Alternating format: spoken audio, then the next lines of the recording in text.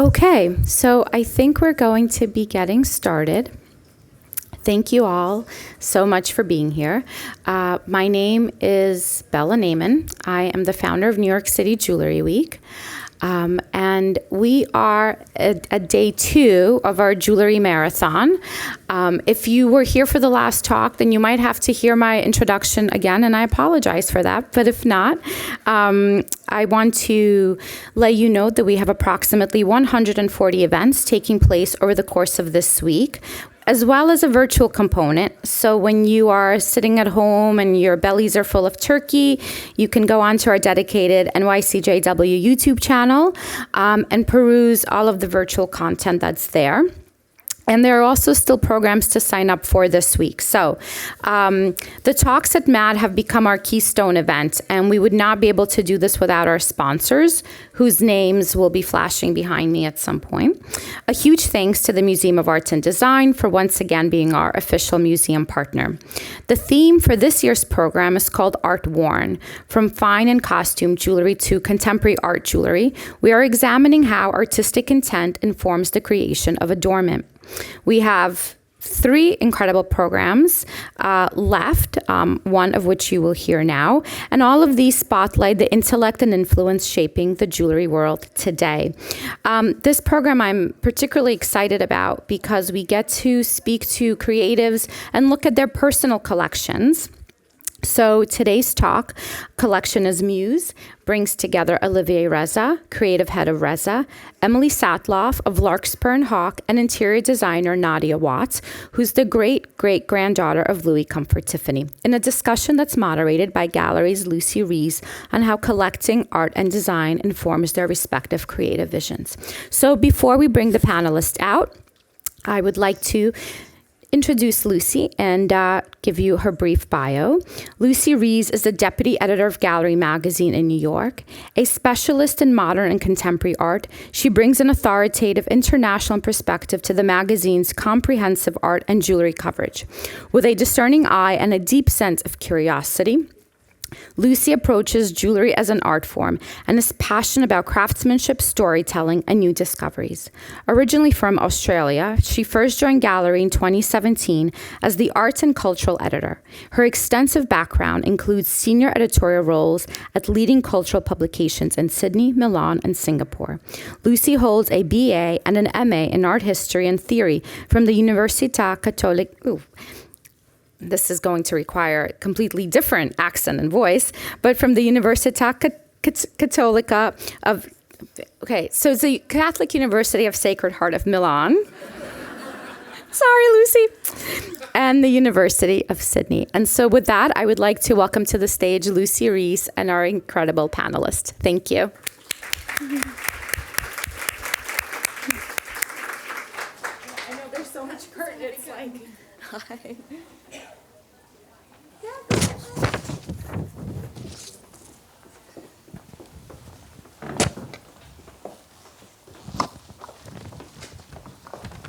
Another round of applause.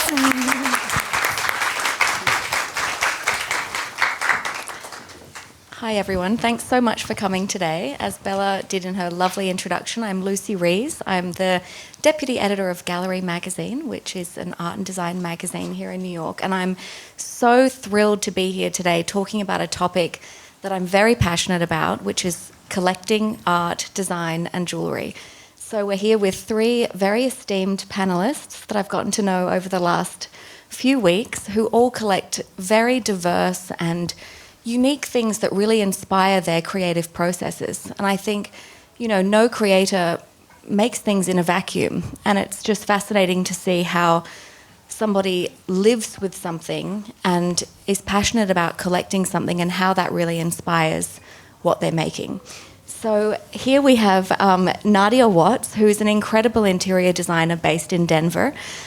She also has, she creates beautiful spaces that have such an extraordinary sense of colour and vibrancy and boldness, but they're timeless and elegant. And she also boasts a very unique heritage, which is that she's the great-great-granddaughter of Louis Comfort Tiffany, which inspires her every day. And we have Emily Satloff, who is the founder incredible jeweler and founder of Larkspur and Hawk Jewelry. And her works have such a beautiful connection and dialogue with the past, particularly the Georgian period, and an incredible collection of decorative art. So I'm so happy to see you here today. And of course, Olivier Reza, who is not your typical high jeweler, really doing the most extraordinary things, and has an incredible collection of modern and contemporary art that inspires his work every day. So I'm thrilled to be kicking off this conversation today. I thought we could start with asking you, I'll start with you, Nadia, asking you a little bit about what you collect and what first drew you to this sort of history, and your first encounter with the work of Louis Comfort Tiffany. I wonder if you could start there. I'll start with kind of that first moment. I was 6 years old, and I grew up outside of DC in Alexandria, Virginia. And there was an exhibition at the Renwick on the masterworks of Louis Comfort Tiffany. And so my family was getting ready for the opening. I was too young to go. My grandmother was wearing this brooch of hers that was given to her mother by Louis. And my mother's an art teacher, an artist, and she said, I will take you to the exhibition on Saturday, on the weekend.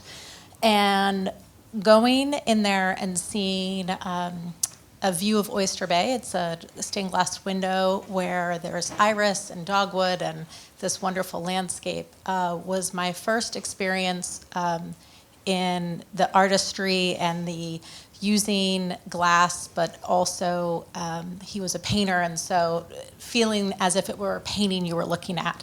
And the depth of glass, the combination of colors within the glass, the thickness, all of those aspects, I was speechless. Being a young child, it's something that sits very closely with me. And my mother was amazing at always saying, what's your favorite piece? Describe why. So. Amazing. Mm-hmm. And Emily, I wonder if you could tell us about some of the pieces. You have a very eclectic collection from decorative arts to period jewellery. I wonder if you could tell us how you first became interested in that and a little bit about what you collect yourself. So I grew up around antiques, mostly early American. And I always, since I was a child, had an obsession with the past, whether it was, books or a woman's clothing. It really called to me. And it wasn't until I was an art history major in college, but my real passion was decorative arts and the history of material culture. So it wasn't until graduate school and working in the field that I really started to learn about antiques. And I started to collect. I had a fondness for in my decorative, like in my home, for early American, but also English arts and crafts. And I think the tie for me was craftsmanship. And when I started to collect antique jewelry, I had already sort of had a career working as a museum curator at the New York Historical Society. And when I stopped doing that to take care of my children, I really missed the research. And that's when I started to collect sort of esoteric antique jewelry. And for me, while I live with antiques and all different quirky, things, sometimes it's English arts and crafts, sometimes it's an Asian textile, sometimes it's an American quilt, but my purest collecting is in the antique jewelry arena, and primarily Georgian and 18th century Spanish and Portuguese. And I think what called to me about that is craftsmanship, but also this idea that these pieces were so well cared for centuries before they became mine, and they have this, they come with this inherent history. They almost, ooze it. And to be able to touch it and wear it and feel it, knowing that it was made sometimes 250 years ago,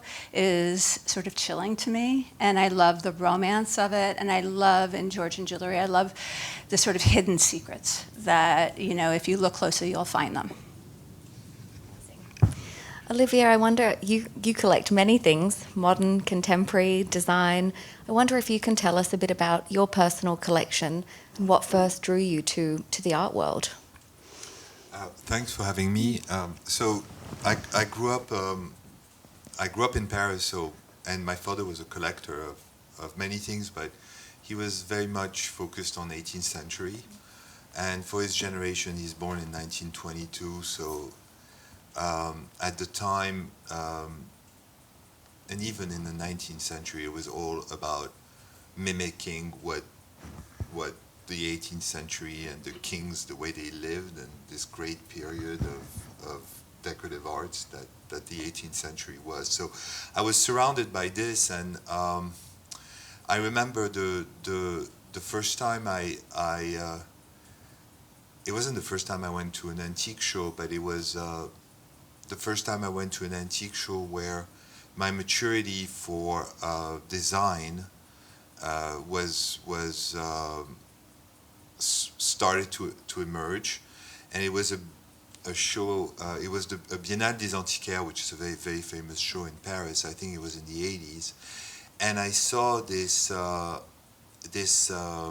chest with drawers made by Ruhlmann. So very typical 1930s chest of drawers, and it was just so different than what I was used to. It was dark black, and it had those little metal parts where you inserted the key. It was very minimalist, and it was just such a contrast to what I was used to. So really, this attracted my eyes, and so I collect a lot of categories. But I was really attracted at the beginning by modernism in furniture because it was such a contrast to what I was used to, and also if you look at the history of furniture design, it was such a big change that moment in the early 20th century, and also I loved the functionality that came with it. Because making beautiful things with completely new design, and at the same time making them functional is always a challenge. So that was probably my first area of that I was drawn to and started collecting, and I still collect for furniture now. I cover different periods, but this was the moment. I wonder if you can touch very briefly on your art collection too, because you have an amazing contemporary art collection as well, which is interesting. Afterwards, I like to decorate, and I like to combine. I find very what's fun about collecting and decorating is to combine different periods, different styles, and different categories, and have them all live together, even though they are made in different centuries, in different geographies, with completely different techniques, and compose with them, because it's good practice. If you can compose with what you're going to put on your wall, what you're going to put on your floor, what you're going to use to work on, where you're going to sit, fabrics. So I went from furniture, 1930 furniture, to modern art, which was the same period. Was also extremely revolutionary. I was first attracted by the color, the modernity of it. Then I looked at antiquities and old masters, because what's great with all the forms of art is the techniques. They just bring bring amazing foundations to your style, And then you go crazier and you go with contemporary and sculpture because it's three-dimensional, and paintings, and tribal and primitive art, which I'm very fond of, whether it's African or from the islands. The brutality of that art that brings so much contrast. So I go a little bit all over the place, but all of it is for me very similar. They're just doing different. They're doing it with different things. Fascinating. I'd love to hear from each of you about the last thing that you acquired for your collections, and why was it something that you absolutely had to have? I know, Nadia, you're sort of a steward of the collection and perhaps not owning all of these pieces, but I know you do have something that did come into your possession recently. I wonder if you could tell us about that, or pick something that perhaps you recently acquired. Or Yes, of course. So I'm going to touch on two things. I'm going to mention the Newstead collection of Tiffany glass, which is an archive in Long Island City with over 250,000 pieces of Tiffany Studios glass from when it closed. And it's archived by shape, color, and technique of how the glass was made. And that was an inspiration for my fabric collection with Cravat. And so I've purchased some glass pieces from the Lily in Nassau Gallery that I carry with me. It's in my bag. I'll show you later. That I bring around because it's such a unique texture, color, vibrance to hold, not just look at, and that was part of the inspiration. And then so I'm always grabbing a few of those pieces when I see them. And then this brooch that is borrowed from my mother at the moment on loan is from Tiffany and Company, and Louis gave this to his daughter Comfort, my great-grandmother, who passed it to my grandmother, and then my mom and me. Don't tell my sister; she probably won't see that.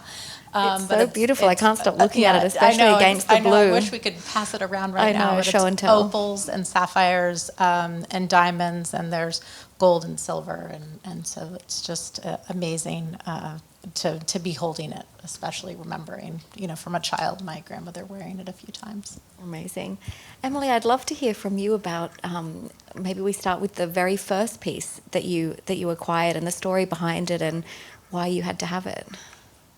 So the first piece of jewelry, of antique jewelry, that was very meaningful to me, and I remember distinctly where I was when I bought it. It was probably with a headlamp on my head at 4 a.m. at a fair in London. And it is not my collecting lane by any stretch, but it's a Victorian silver gilt locket. It has a pretty engraving, but what called to me about it was it housed an image of a woman wearing it. And I think that in my collecting lane of antique jewelry, I rarely know who wore it, who owned it. I have to sort of use my imagination to figure out who those owners might have been. And here she was just staring right back at me. And so I still have that piece. It's not really about wearing it as much as, just knowing that, provenance has to come from all different places when you're dealing with jewelry that is sometimes 200 years old. And another just thing I meant to mention that I'm really drawn to are portraits of women who wear jewelry. I feel like I might first look at a frame because I love decorative art so much. And then the second thing I do is I spot jewelry in a portrait. And when I can personally own a portrait that has a woman wearing something, that's like the convergence of my passion for, art, decorative arts, and jewelry.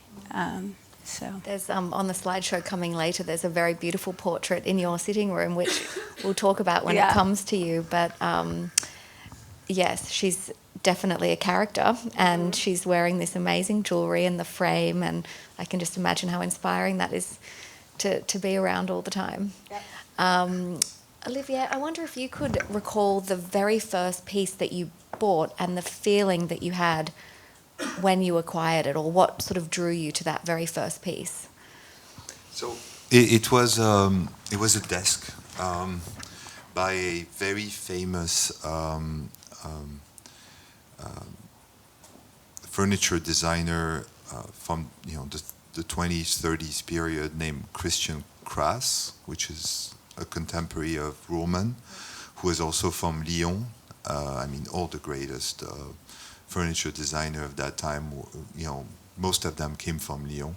It was a rosewood. I still have it. It's a rosewood desk that has. So it's very 20s, 30s style. Great proportion, not too big. It has ebony bowls, spheres as legs. A little ebony around the top of the desk, and it's just magnificent.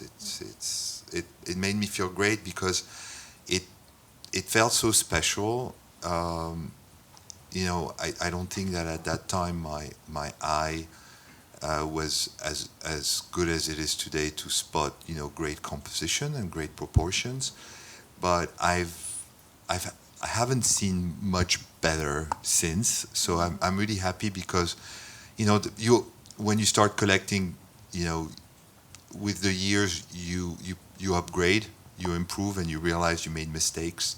This one was not a mistake; it was a good one. So, but at that time it felt really good because I felt I found something that was really special and turned out to be, in hindsight. That's good. I know often people look back at something that they bought early on and think, oh, but it sounds like you got it right so that was good. And came with a chair also. Oh, 2 for 1. That's great. I wonder, while we're talking, if you could tell us about the very last thing that you acquired and the story behind that. Yeah. So I bought something this morning, but it's a piece of jewelry. That's but pretty good. I'm not gonna. It's from the 50s. It's a brooch, but I don't want to talk about this one. Okay. It's good, but something I bought recently that I think is just so good, and I paid nothing for it. I mean, for what it's worth. I mean, it doesn't have any markup that you'd find in. Says the real collector. That you would find in a brand, whether it's an art brand or a luxury brand. I was in Japan in April, and I went to this gallery in Kyoto, and it was during blossom season, and everything's right in Japan, even the pavement, the walls, they care about everything. They're just so good.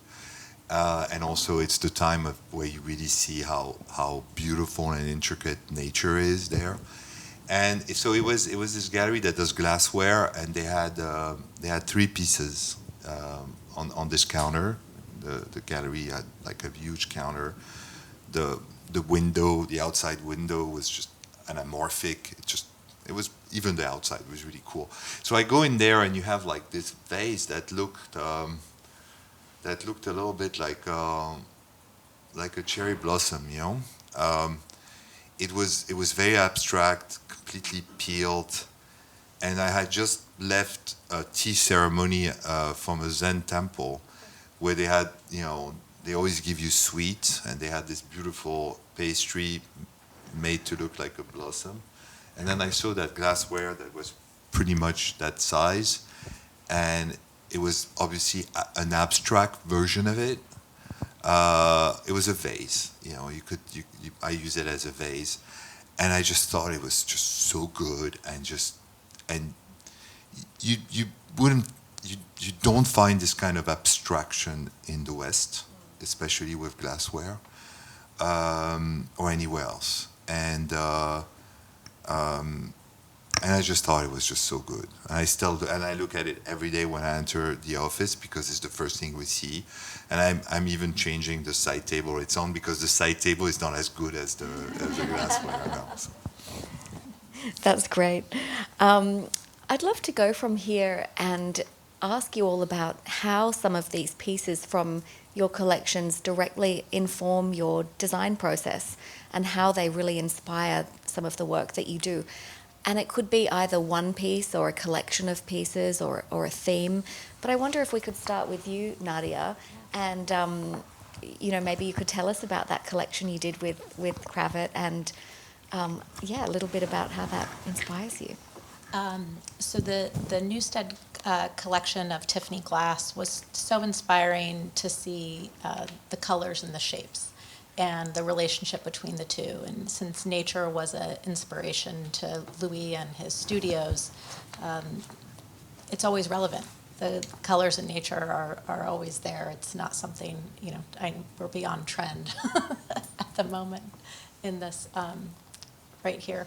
And I think that pulling from those colors and those shapes to create something new and different and be innovative, the taking one material and changing it to the next, which I think is also an honor and to his craft and what he worked on. In my living room is where I work, where I do my art. Versus the office where the papers are. And I sit with the pieces that I've acquired from Lillian Nassau, and then I also have parts of a desk set from Tiffany Studios. It's the abalone set. There's aspects of it that I've collected, and that just combination of materials together, and they just kind of sit there, spiritually surrounding me, as well. And another very deep memory is the set of pieces that my grandmother had on her desk, which is the same set. And so I've seen different shapes and aspects of that I kind of have purchased and sit next to me while I'm creating.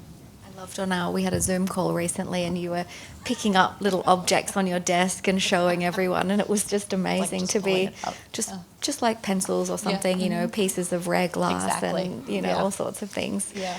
I wonder if you can talk us through a little bit your process of how you go from picking up these objects and feeling inspired by them to actually kind of creating a collection. I find it when designing interiors, once I'm in a space and I hear what the client is looking for and how they want to feel and whatnot, I envision it immediately, and it's done up here almost instantaneously. And so when I'm working on designs for products or focused on the fabric at the moment, is how it will be used in a space. How will another designer use it? What do I want the client or the designer to feel when they are working with that fabric or whatnot? And so with the Cravat collection, a big part and very important to me was to have velvets and wovens and embroidery and fabrics that you want to reach out and touch the same way that you want to touch the glass, when you're there in person. I know, exactly. I know, that's the one thing I think. Growing up, we had a lot of pieces that you did not touch, eyes only. But with my mom being an art teacher, she let you touch anything that, she made. And so it's been an interesting conflict with my own children, but they're very respectful. Exactly. That's great. Emily, I wonder if you could tell us about perhaps something that is in your collection, whether it be at your home or in your office, that has directly inspired something that you've made. I know you've got 2 examples on a very different periods on your neck today. I wonder if you could talk a little bit about that dialogue and... Yes. Yeah. So I think I take inspiration from all different places, and years of study and everything kind of gets lodged in my brain and it comes out in unexpected ways. It's not always a light bulb moment. But because I'm wearing two different things, I'm wearing old and I'm wearing new. This shorter single color Riviere is Georgian. It's from about 1800, and it's a foiled white paste Riviere that I actually recently found.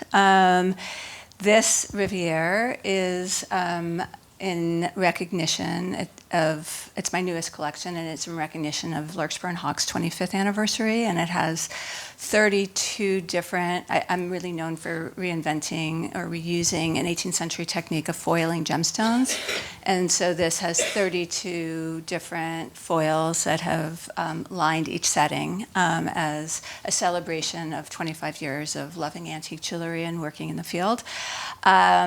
But funnily enough, and I believe there's a picture up there somewhere, we have in our home, I acquired a beautiful stained glass screen that's from Philadelphia, circa 1960, by a known architect. That was definitely would have been custom made for a home that he had designed. And it's a little bit of a chicken and an egg thing with me. I never know exactly, does my jewelry or my collecting influence my design? Or does my design influence my collecting? And the screen really literally looks like this Riviere. Can't wait for it to come up on the I don't screen know if because you you really chose need to it. see a visual. No, it's going to come up. It's going to Otherwise, come up soon. I I overplayed think it's that. a few slides along, but And then this, just quickly because it's there. Yeah. That is one of my favorite collections in Rivieres that incorporates all different shape stones and settings and colors. That was very much inspired by early American crazy quilts. Again, chicken and the egg. Did it get designed because of that, or did I design it and realize it looked like a crazy quilt? I really never know. I'm just going to jump in. I'm sure a lot of people in the audience know this, but for those who don't, I wonder if you could explain a little bit more about what the foiling technique is and what it sort of entails and where it came from. Of course. It's something that I spend a good amount of time every day thinking about and trying to teach people about.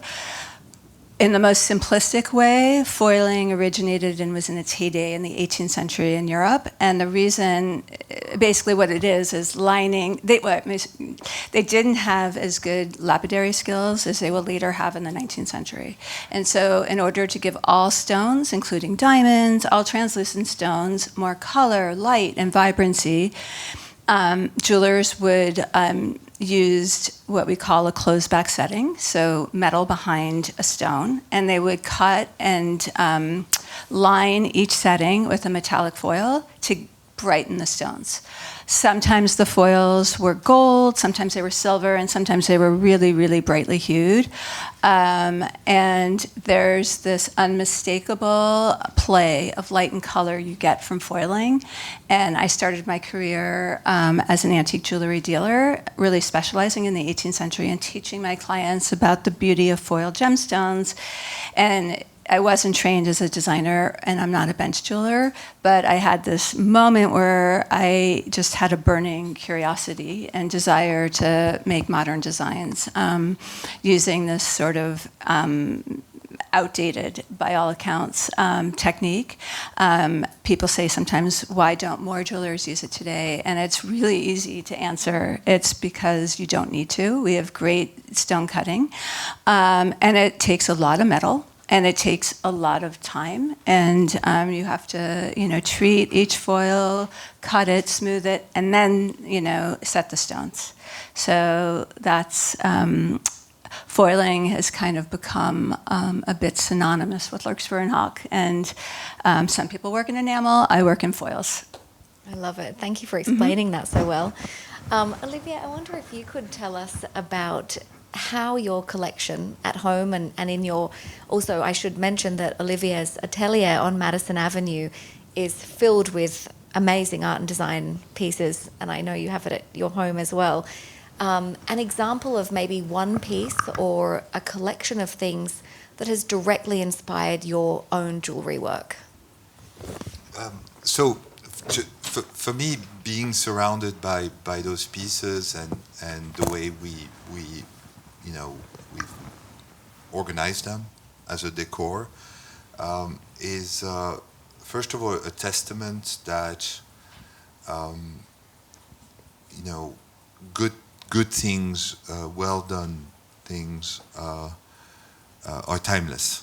So you see them every day, and you enjoy them every day. You never get bored by them, and they become a standard. And I'm a believer that if you're surrounded by beautiful things, it's going to help you make beautiful things, because they are going to inspire you, set the tone for what you're about. I think it's in my case and my team's case, I think it would be difficult to not create and make at the level of what we're surrounded by, or at least that's how it should be. So many of them inspire the work we do, because some of them could be the composition, their composition. I mean, composition is for me everything. Afterwards, you play with materials, you play with colors, you play with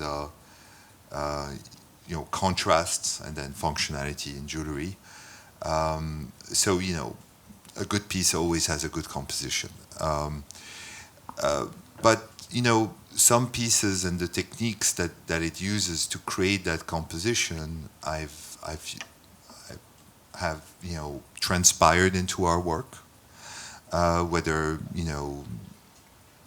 I could refer to the beadworks of certain sculptures I've acquired, and there's not one artist that has used ball bearing or beads to create forms. There's many of them. Anthony Gormley, the English sculptor, is one of them. But the Haas brothers, who make also furniture and sculptures, have used it.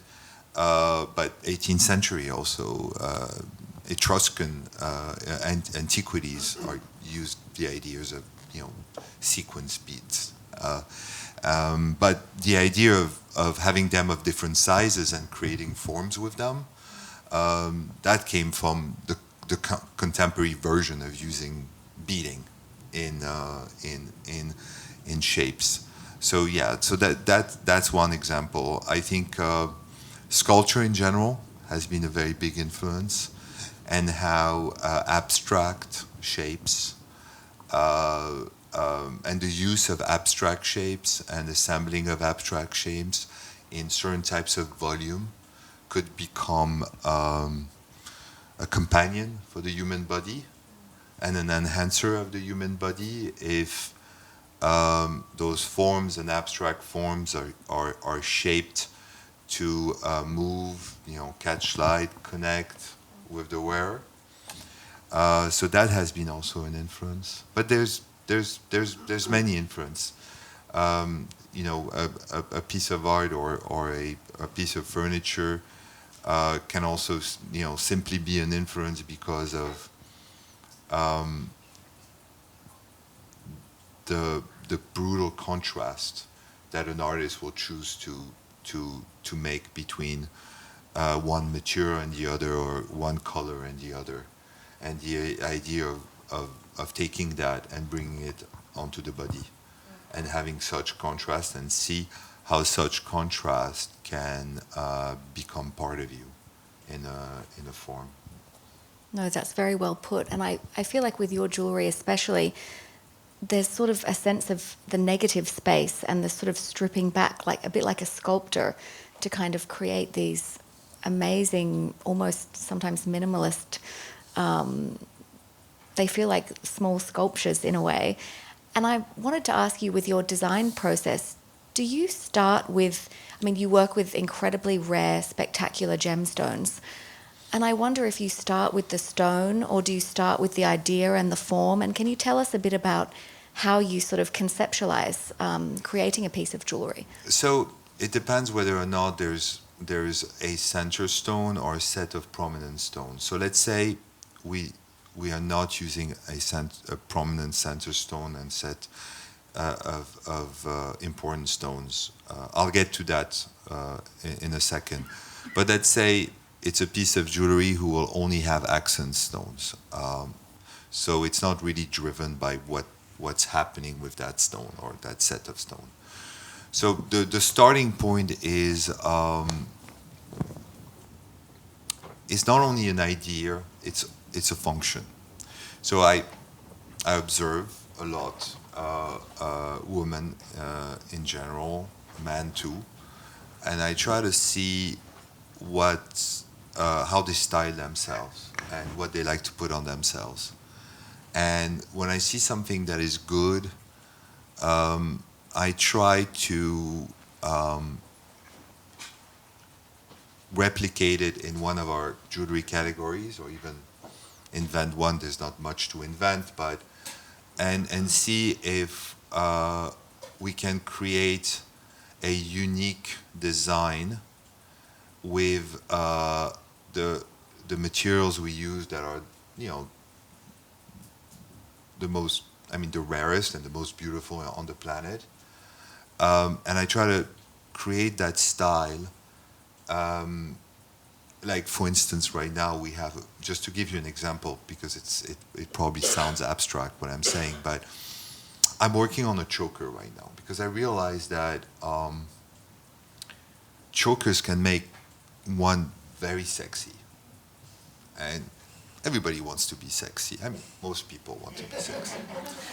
And I also want to create a choker that is not complicated to put on, that is not crazily expensive, but can achieve that edge and that functionality. So I think about, how to do it. It starts with the design, it starts with the form, we work on paper, then we work three-dimensionally, we try it on, and I have to imagine with the brightness of the material and maybe precious stones what this could do. So it starts with an idea, but with the functionality too.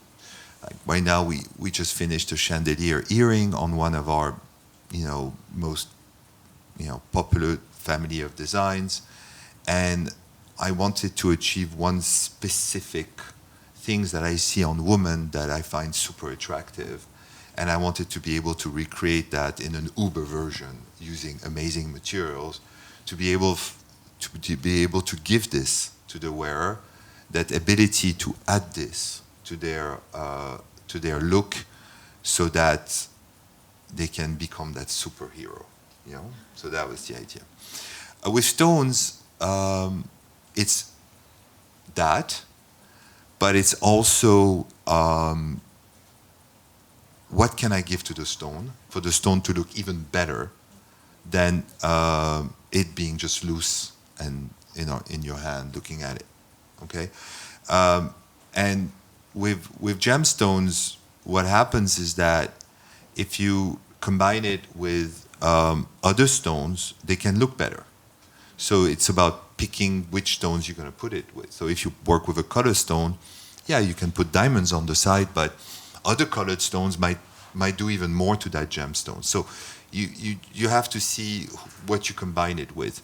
And then design-wise, taking into account the shape and the structure and the cut of the stone, to come up with a design that will reveal or not reveal what you want to reveal about the stone. Because it's not only the top-down view that is interesting in a gemstone. It's sometimes 360 degrees. So how are you gonna design around that stone with the side stones to really create something that transcends the stones? So with the stones, you just add a variable that you have to play with, but that gives you opportunities to create something even better. So and earrings is probably the most complicated. Although coming up with an original bracelet design is probably one of the hardest things I've done. So every project is different because the variables are different. It's fascinating and complex. So it's great to hear a little bit about the inner workings of what goes into creating a piece like that. So thank you for sharing. You all come from such disparate backgrounds and have such varied interests, but one through line I've been noticing as we've been chatting is how prominent the use of colour is in all of your work. And I'd love to hear, maybe Nadia, we start with you. I'd love to hear about the role of colour for you and how you approach it and how important it is for you. And what it sort of brings to your work that sets you apart from others, perhaps. Oh, it's so important. It's everything. Especially the relationship from color to color and how they speak to each other, and then the texture of the color and how light relates to it. So it seems to be kind of the beginning piece of a conversation. And because painting is the mixing colors and how those colors relate, that's something that's very important and ingrained, because just adding a little of yellow or a little of blue can change how you feel about the color, or change, you might like it better, or you might not, and you have to start again. And so those relationships are very important to me. And I love using different combinations of color to make the viewer, the person entering a space or looking at something, and say, why do I like that, or why does that kind of make me curious about something, and the subtlety of that. It was very important when selecting the colors in the fabrics, is to have two colors involved and how they relate, how they speak to each other. And so that's something that's very important to me when I'm designing interiors. And even when someone wants something neutral, it's still, you still have your warm neutrals and your cool neutrals, and how those two affect someone, and see it through their vision. Yeah. It's interesting hearing you talk about mixing colours and just changing things ever so slightly, because of course Louis Comfort Tiffany was sort of revolutionised the field by mixing colours and creating those varied gradients and blending with the glass. So it sounds like it's very much in your DNA and ingrained in that way. It is, and that's something that it's taken a while for me to describe it in words.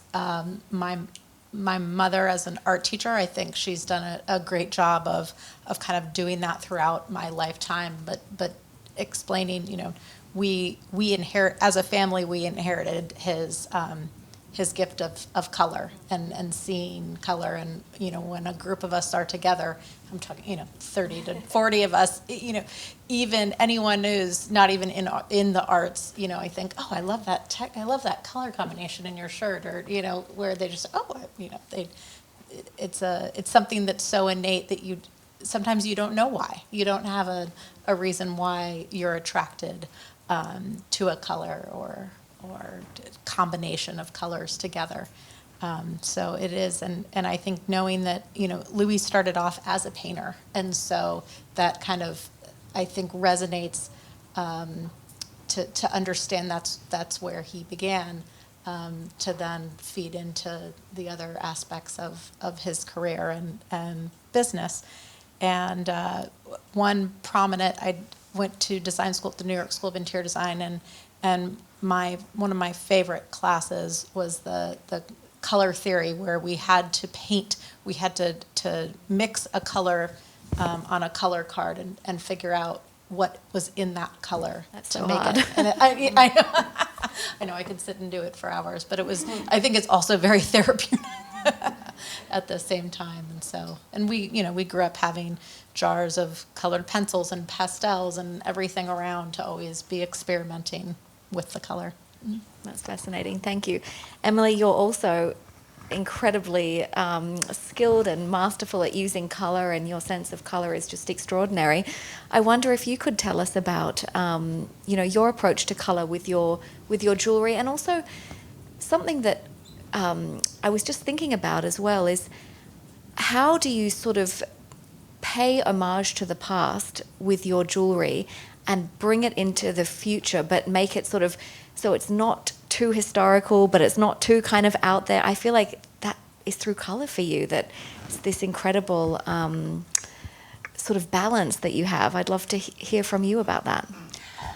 So the idea of paying homage is something that I strive to do every day in my modern designs, actually in my antiques as well. I really, really never want to replicate the past.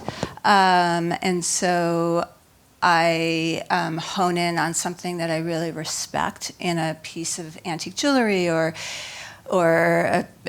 antique silver or something that I want to kind of call out. And I think storytelling is really, really, really important to Larkspur and Hawk. There has to be a reason for me to make it. There has to be, everyone has so many choices of things they could buy in modern jewelry and antique jewelry. I don't want to just add more of something that already exists. So there needs to be a motivation for me to make it. And color is definitely, in addition to craftsmanship, is definitely the driving force in the Larkspur and Hawk collections. I think people really come to us for that color like injection. And, you know, sometimes it's very, very bold colors, which did exist 200 years ago, and other times it's more subtle, but it's always color, and there's a color for everybody. And when I, you know, sometimes design my boldest colors that, you know, are questionable. Like, will this Riviere make any sense to anyone other than me? But I love it so much, so I'm going to make it for me, and no one's going to want it. Lo and behold, that might be the thing that everybody wants. So I feel like it's really my job to help people embrace color. I live with color in my home. That's like something that makes me happy. It makes me creative. I've lived in a home that was very beige. And I was advised that, at the time we were advised that beige you'll never get sick of, and, you know, color you will. I hated it, you know, and as soon as we had the next home, I went with bold colors, and they're the same colors that we've lived with for 25 years, and they motivate me, and they make me happy, and I think that's what I like to offer people to wear, is something that they can look at. And if it's a bracelet, they get to really play with it, and they get to watch how the stones sort of ripple and change as you move. Earrings we sell the most of, and I always say that's for somebody else to enjoy. You know, they see it on you, but, you know, those other people get to enjoy your color. So color is, you know, comes from all different places, and you just never know where you're going to see a beautiful color combination. You know, it comes when you least expect it. That's fascinating. Olivier, do you want to speak a little bit about the role of color as well in Reza jewelry? I mean, color is everything for us. I came to the conclusion that within a color, there's just an infinite set of tones, and so when you acquire or collect a gemstone, what you buy is a color, and in many instances, especially with color gemstone, it's a unique color. It's very difficult to find two of the same color. They always, you know, have a variation. So it's really color and shape, but color is the most important. But you should not neglect shape. So for us, yes, it's very important because that's an important part of who we are and what we do, and also the way we compose with the colors available to us. I mean, metal too. You know, we look at metal as another set of color and brilliance. Brilliance is also important, by the way. It's really color, shape, and brilliance. If the color is right, but the stone is sleepy or lack life, I mean, we will not use it. I think it's also sad to have the right color but have a sleepy stone. But the way we compose with it is also very important, and I think we take risks the same way. I think it's fun. It's fun to take risks.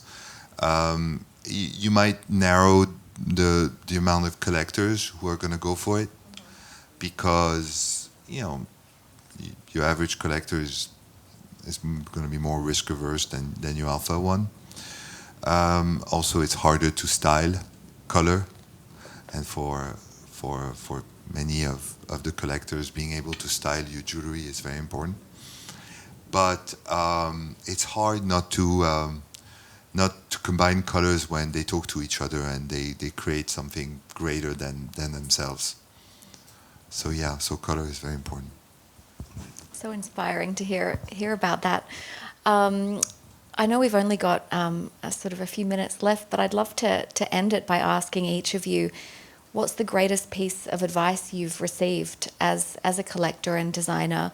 Or is there a piece of advice that you'd like to impart on someone that may be interested in beginning to collect, to start a collection? Nadia, do you want to begin?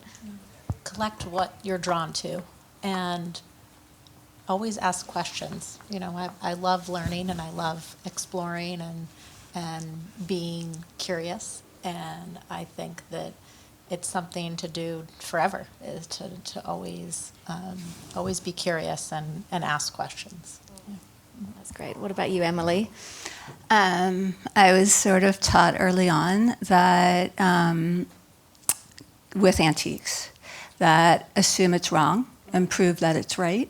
And so with that, I think you should really look closely to make sure, scrutinize. Don't always believe what you hear. And if something's sort of too good to be true, someone's offering you a $10,000 Riviera that Marie Antoinette wore, it's probably too good to be true.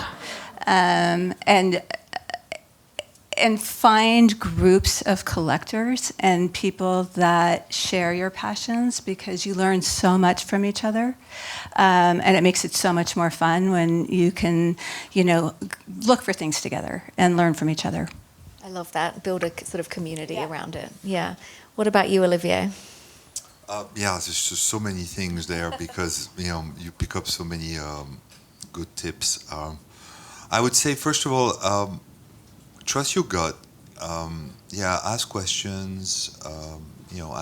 Ask experts, but you got to come to a place where you know when your gut is talking to you, and you have to listen to it, because I think it's within all of us.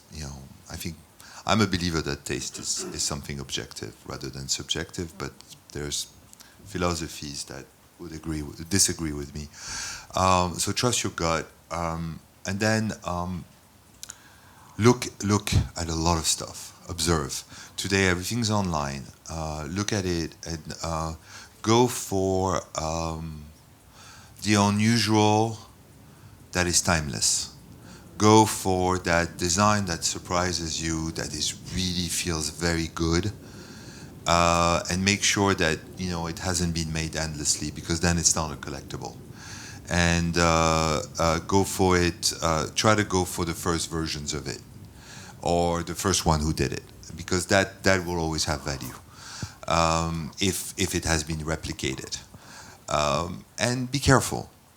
Every collectible categories have its sets of rules, its sets of authenticity, sources, validations, and a little homework today will save you a lot of headache.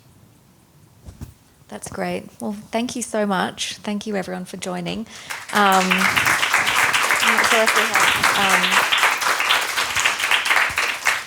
not sure if we have any time for a couple of questions, or if we should wrap it there. There's one or two. If anyone... One or two questions. I think. Question for you, Nadia. When you're kind of born into this great family legacy, and it's obviously the biggest blessing, but now you're almost called upon to how do you leave your mark mark and like what do you do to stand out while still honoring the past, but still you want to be true to yourself, you want to discover your own things. How do you do it? I started, one of my first jobs out of school was at the Metropolitan Museum of Art in the American Decorative Arts Department under Nani Frelinghuysen. And so I have close relationships with experts in the history of Tiffany. My mother is our family's historian, and for new things, I started as a designer and now I've kind of moved into this product design aspect of it. I asked her permission. I said, Mom, is it okay if I, take these colors and ideas and make something new, but talk about the past during it? And she said, yes, you have my blessing. And so I think that it's something that's very deep for me. I think it would be a lot different if I started this, as a 20-year-old in 2025 versus having, over 20 years of experience. So I take it very seriously from I scrutinize. The fabric line came out about 3 years ago, and we're going to be working on a new one here soon. But it took me years to kind of say, okay, what do I want this next thing to be? So I'm very critical of myself. Yeah. Maybe one more. Yeah, go ahead. Yes, I'm a big fan of all of your work. My question is for you, Emily. I am a collector. I love specifically antiques, but only recently decided that I want to work in the industry. I would love to be an antique dealer. I was wondering if you have any advice for starting out in the business. Big question. Big question. I think there's definitely room for more dealers in the field, but I would hone in on the area. I'd be very specific about what really calls to you. It doesn't need to be a particular period, but I think there needs to be sort of something that you can identify, that people can identify your taste with. That you add something, novel to being a dealer, and I would say that I don't know if everyone would agree with this, but in my 30 years of being a collector, dealer, and so forth, it's gotten so much harder to find the really good pieces. I only wish I had the wherewithal to have bought more, 25 years ago. And I'm sure that 25 years from now, I would say the same thing. But I would say, just, start slowly, start with the things that you love, and things that you might wear yourself, because sometimes it takes a really long time for an antique to find its next custodian. And it might be you for a really long time, so don't feel like, oh, I made a mistake by buying this. I tend to buy my own taste, and so I justify it sometimes, maybe too much, by saying, well, I can always wear it. But slow and steady, and if you're doing it online, photography really matters. Well, luckily my husband is a photographer. So Then you're really lucky. yes, I am. Thank you. Thank you so much, everyone. This was very inspiring. Thanks.